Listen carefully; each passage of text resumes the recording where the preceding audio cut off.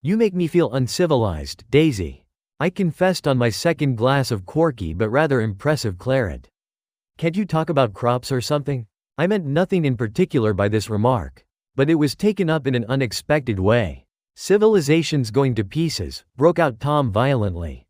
I've gotten to be a terrible pessimist about things. Have you read The Rise of the Colored Empires by this man Goddard? Why, no, I answered, rather surprised by his tone. Well, it's a fine book, and everybody ought to read it.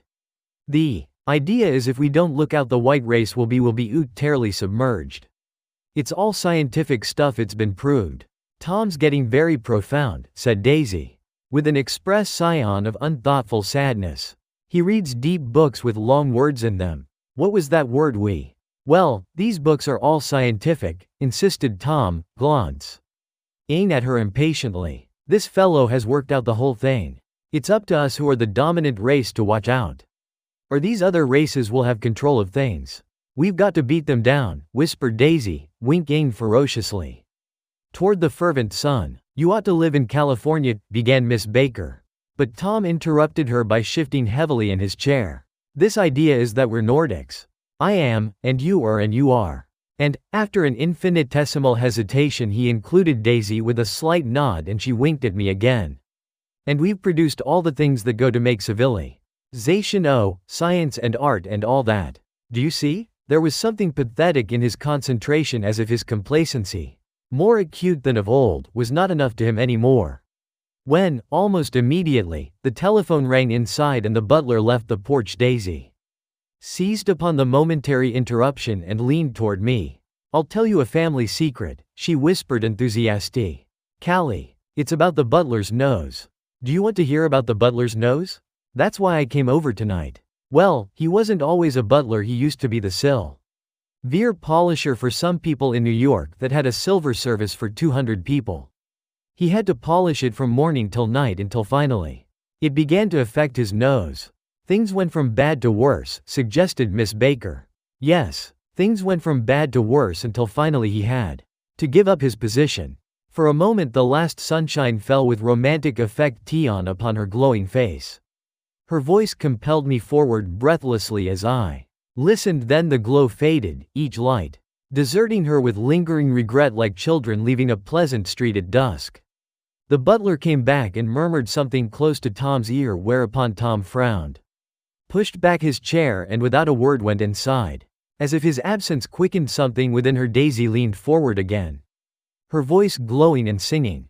I love to see you at my table, Nick. You remind me of a rose, an absolute rose. Doesn't he? She turned to Miss Baker for confirmation. An absolute rosé? This was untrue. I am not even faintly like a rose. She was only extemporizing, but a stirring warmth flowed from her, as if her heart was trying to come out to you, concealed in one of those breathless, thrilling words.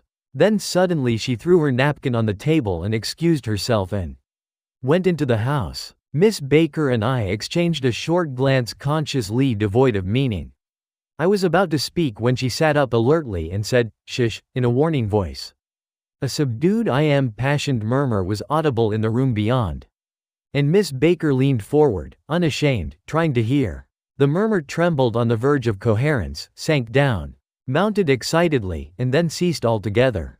"This Mr. Gatsby you spoke of is my neighbor," I said. "Don't talk. I want to hear what happens."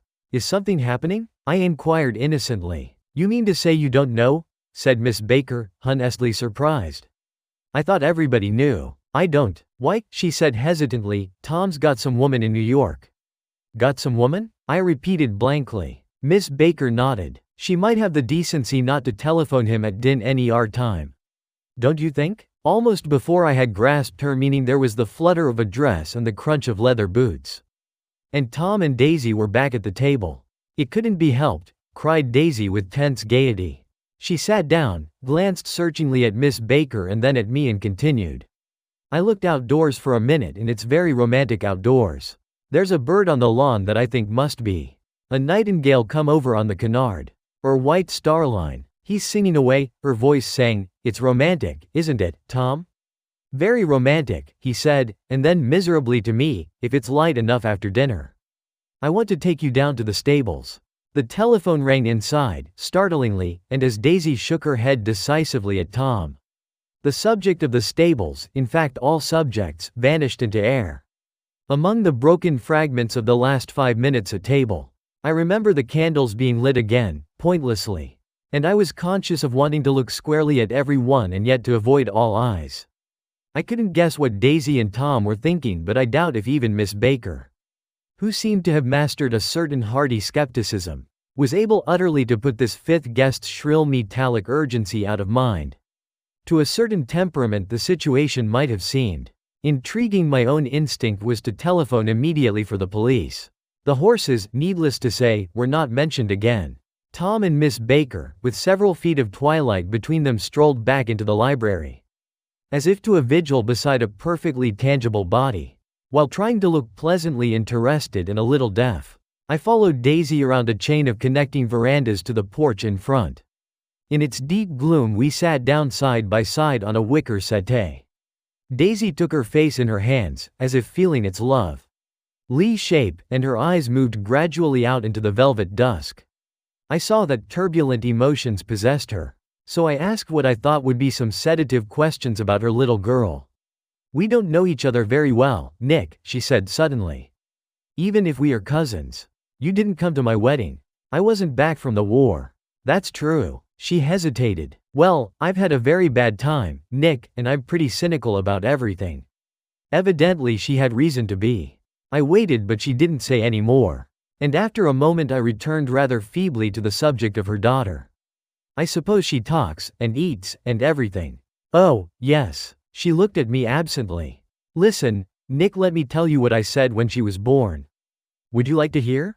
"Very much. It'll show you how I've gotten to feel about things." "Well, she was less than an hour old and Tom was God knows where." I woke up out of the ether with an utterly abandoned feeling, and asked the nurse right away if it was a boy or a girl. She told me it was a girl, and so I turned my head away and wept. "All right," I said, "I'm glad it's a girl. And I hope she'll be a fool. That's the best thing a girl can be in this world, a beautiful little fool. You see, I think everything's terrible anyhow," she went on in a convinced way. "Everybody thinks so, the most advanced people. And I know. I've been everywhere and seen everything and done everything." Her eyes flashed around her in a defiant way, rather like Tom's.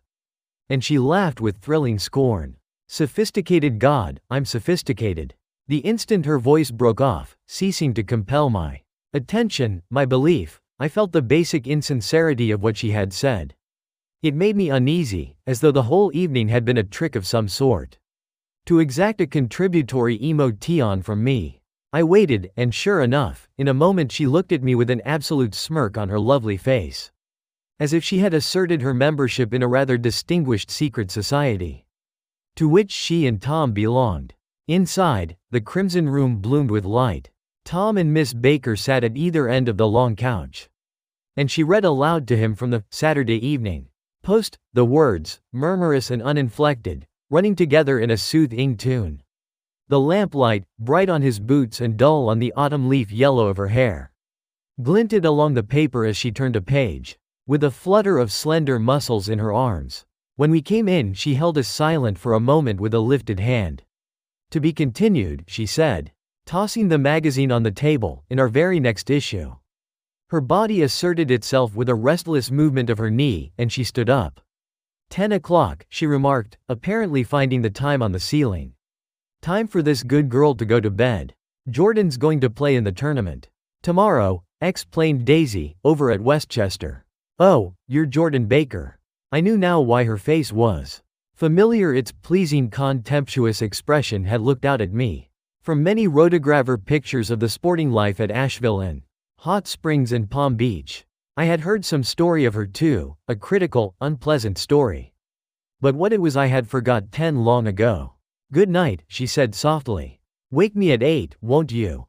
If you'll get up." "I will." "Good night, Mr. Carraway. See you anon." "Of course you will," confirmed Daisy. "In fact, I think I'll arrange a marriage. Come over often, Nick, and I'll sort of fling you together. You know, lock you up accidentally in linen closets and push you out to sea in a boat. And all that sort of thing." "Good night," called Miss Baker from the stairs. I haven't heard a word.